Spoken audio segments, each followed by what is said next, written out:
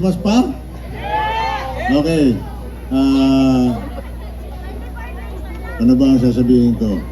Paano ba mag-celebrate ng Pasko ang 70 years old? Hindi, ganito na lang.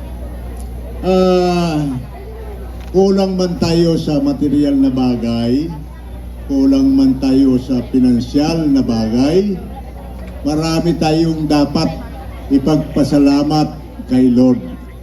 Hindi lang tuwing Pasko, kundi sa kabuuan ng taon 2025.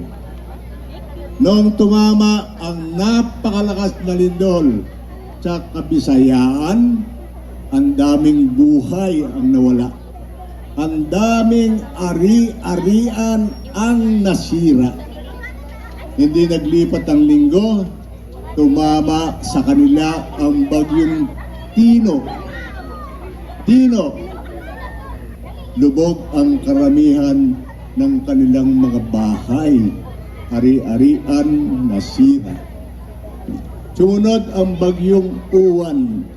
Buong Pilipinas ang halos tinamaan mula norte hanggang Mindanao. Ang Imus, pinagpala. Hindi tayo naapektuhang masyado.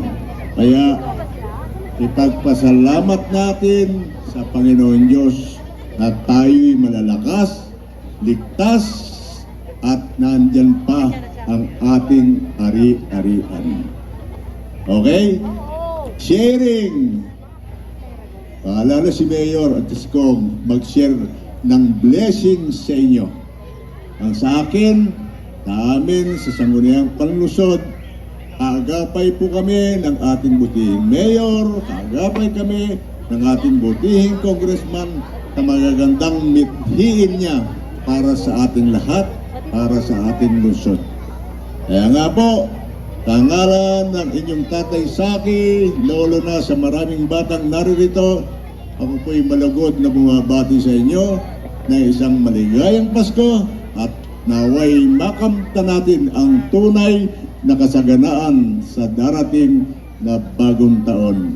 Maraming salamat at mabuhay.